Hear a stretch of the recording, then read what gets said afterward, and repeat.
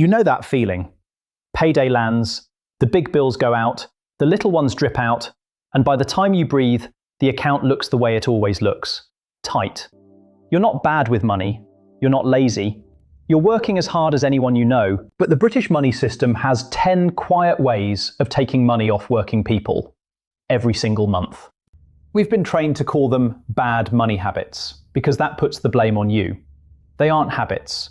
They're transfers. Small ones. Designed ones. Built into the system, working exactly as they're supposed to.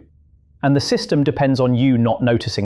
Today we're walking through all 10, where the money actually ends up, who profits from each one, and the small, boring thing that breaks the transfer. I'm a researcher. I read the HMRC papers, the OBR reports, the IFS analysis, the documents that explain how this system actually works. Not as advice, as education. The system is complicated on purpose. My job is to translate it. This is pounds and cents. Habit 1. The bills that quietly creep. You sign up for broadband at 30 quid a month. 12 months later, it's 35. 18 months in, it's 42. You don't notice, because nobody tells you. There's no email, no flag in the banking app, just a slightly bigger number on the same direct debit every month in the background of your life.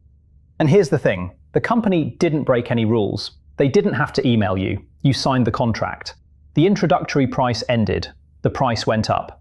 That's how it's supposed to work. This isn't a habit. It's a default opt-in, built into every contract you've ever signed. One company doing this is annoying. Every company doing it at the same time is a few £100s a year, every year, drifting out of your household and into the margins of 3 or 4 large providers. You don't see it because it never moves all at once. Once a year, the list of direct debits on your bank statement is a strange document to read. Half of them are paying more than the new customer rate next door. The providers that match the new rate keep you. The ones that don't lose you. The savings show up on the next bill, not the next forecast. That's habit 1, the lowest effort transfer on the list, which is exactly why most people skip it for a decade. But habit 1 is just the surface. Habit 2. The loyalty penalty. We were taught that loyalty is a virtue. Stick with your bank. Stick with your insurer. Stick with your energy provider. They'll look after you. In the British financial system, that's not how pricing works. It's almost the opposite.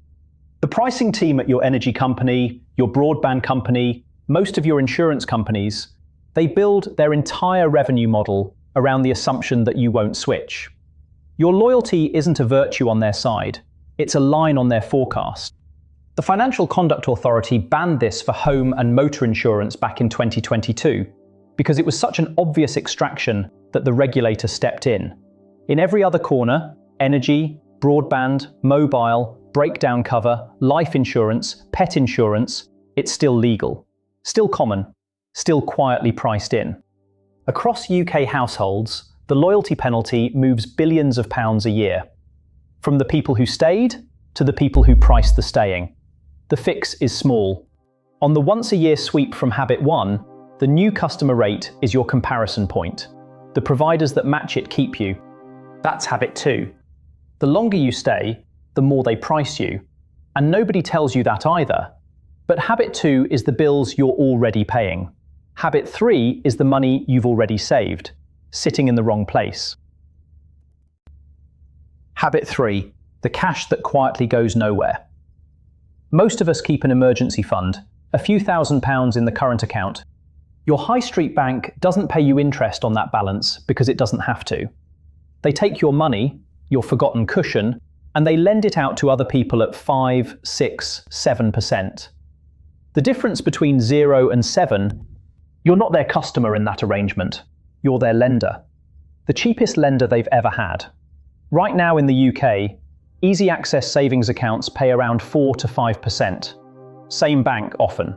Same accessibility. Same 5-minute transfer.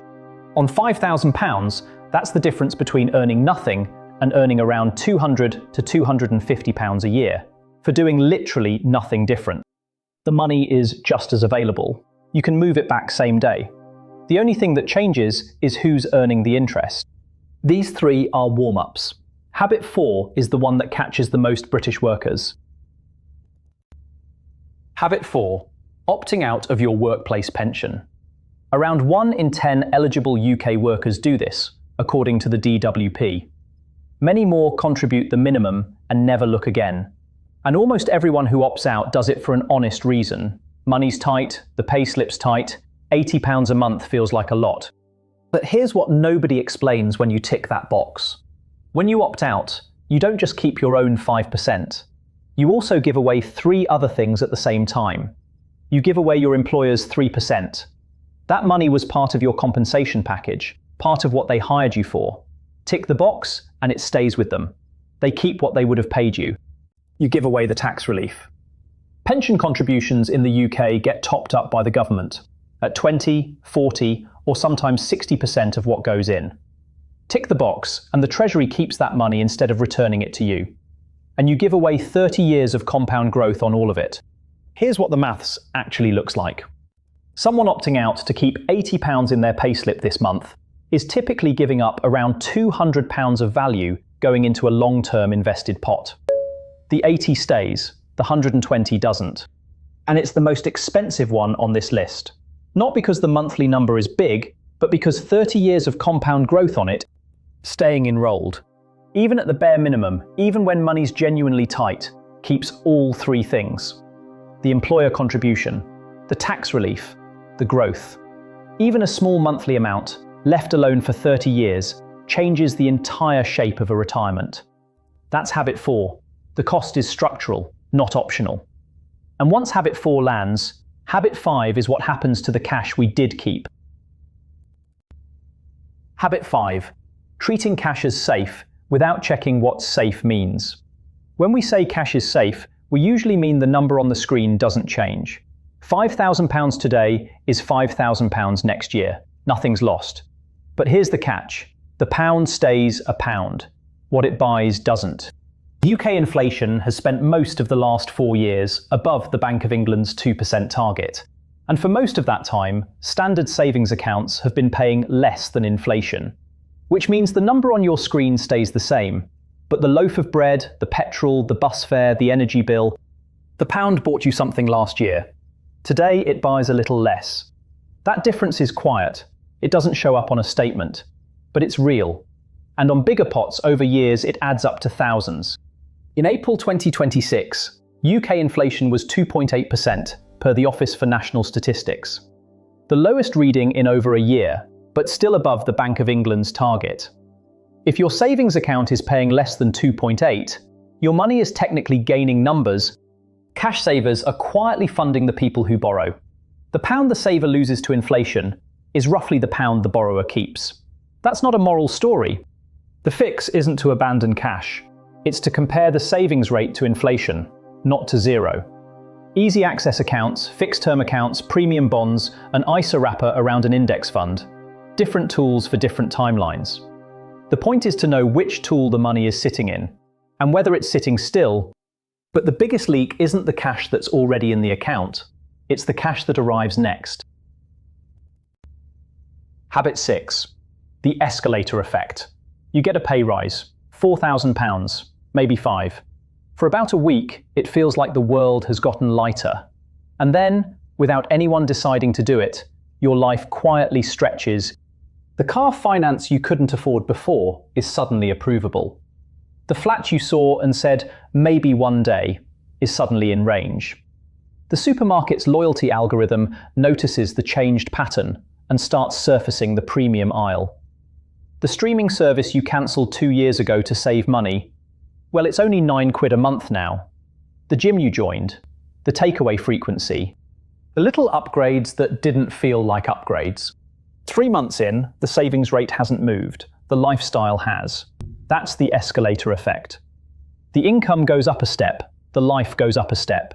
The savings rate stays exactly where it was. The pay rise didn't reach you. It reached the businesses that price discriminate based on income. Credit lenders, letting agents, subscription services, supermarkets.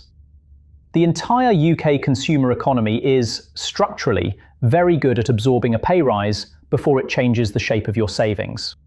The fix isn't to live worse, it's to make sure the savings rate sees the pay rise before the lifestyle does.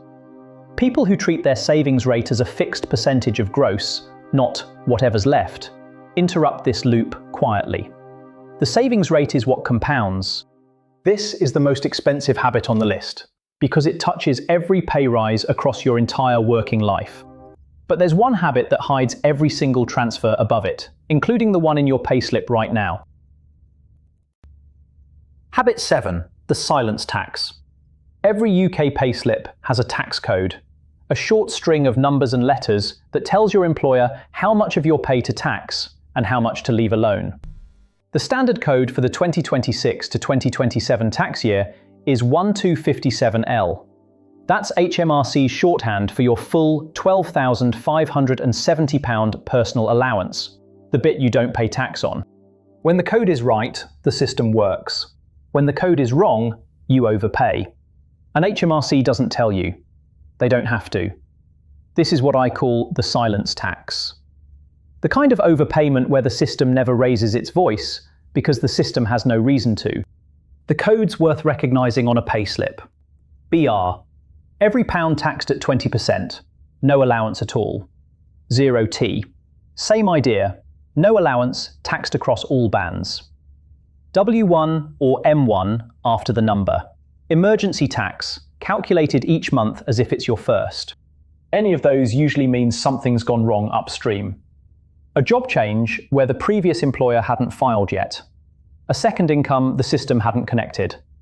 A workplace benefit added without the code being updated. A pension that started paying out. The kind of small administrative drift that quietly costs money. A wrong code on a £35,000 salary can quietly cost a few £100s across a year. On 50,000, more than 1,000. The money sits with HMRC until you ask for it back. The silence tax is the most under-recognised transfer in the UK because it doesn't feel like anything. There's no bill, no fee, just a slightly smaller payslip than the one the rules say you should have. The fix is 5 minutes a year. The codes worth checking are on every payslip you've ever received. HMRC's helpline for corrections is 0300 200 3300, and the personal tax account on gov.uk does the same job online. Refunds in this category are common. If this is the first time anyone's walked you through your tax code, you're not alone. Check 2 in the free pounds and cents starter kit goes through it step by step. About 20 minutes. The link is in the description below. Habit 7 is small, 5 minutes a year. Often beats a year's pay rise. So those are the 7 transfers. The next 2 habits explain why most British workers. Habit 8, the one we all do, avoiding the bank app. You know how this goes. The end of the month is rough. You don't want to look, so you don't look. The next month is rougher because you didn't catch the small things, so you don't look the next month either. It's not laziness, it's not stupidity. It's a perfectly human response to a feeling of shame about money. A feeling the system, by the way. But here's the structural problem. Every transfer we just talked about, every single one, depends on you not looking. The auto-renewal that climbed by £5, the loyalty penalty quietly priced in, the current account paying nothing, the wrong tax code, the slow escalator. The cost of error every time falls on the person who didn't see it. Habit 8 isn't itself a transfer. It's the silence around all the others. The first, invisibility. The fix isn't a budget app. It's not a spreadsheet. It's just looking. Once a week. Not to fix anything, not to optimize, just to see what's there. The fix follows. It cannot happen first. The first time is the hardest. The second time is a lot easier. By the 5th time, you stop dreading it. By the 10th, you start spotting the transfers we just covered, and the system loses some of its quiet. And looking at the balance is one thing, reading the payslip is another. Habit 9. Payslip blindness. Most British workers know roughly what they earn, and almost nothing about how they earn it. Gross. income tax, national insurance, pension, student loan if it's there. If those words are a blur, that's not your fault. Schools don't teach this. Employers rarely explain it. The single most important monthly document in your financial life is treated, culturally, as something you receive. So when your tax code shifts, you don't notice. When your pension contribution changes, you don't notice. When a deduction starts that shouldn't be there, you don't notice. The baseline is missing. Without a baseline, every transfer above this point is invisible. That's the second invisibility. The fix is one payslip, read slowly, line by line, once. The next month, the same payslip reveals what's changed. People who know their baseline notice changes. People who don't, can't. It's an hour of work. Once. After that, the rest of the list gets a lot easier. And that brings us to habit 10, the one that reframes everything before it. Habit 10, the biggest one. Mistaking not spending for building wealth. There's a particular flavour of British money advice that treats wealth as a moral question. Are you spending or are you not? Are you good with money or bad with it? Are you saving hard enough? That framing benefits the system, because as long as the conversation is about willpower, as long as the worker is focused on cutting, on the harder cancelling, the leaner shop, the smaller life, they're not focused on where the saved pound actually goes. And here's the truth that took me far too long to learn. Not spending is friction. Friction slows the bleeding. That matters. But it doesn't build anything on its own. Direction is where the saved pound goes when it stays. A pension that compounds for 30 years. An ISA that compounds tax-free. A property. A small business. A skill that quietly raises the ceiling on what you can earn. The actually wealthy people in the UK aren't suffering harder than everyone else. They didn't outcut you on the weekly shop. They added direction to friction. They put the saved pound somewhere that grows. That's the reframe sitting behind every habit on this list. Habit 1 saves you £5. Habit 10 asks the question that actually matters. Where does that £5 go? Friction is what the system asks of you.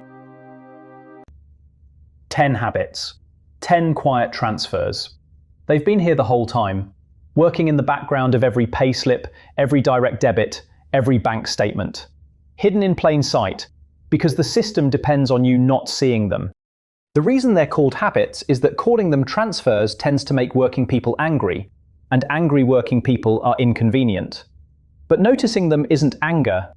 Most British adults have at least 6 of these running on autopilot right now, including me, before I noticed them. None of them get fixed in a weekend. They get noticed first. The fixing comes after. The free pounds and cents starter kit walks through 5 of the most common checks in about 20 minutes, including the tax code check from Habit 7. Link in the description below. Subscribe if you'd like one video a week that quietly chips away at the system.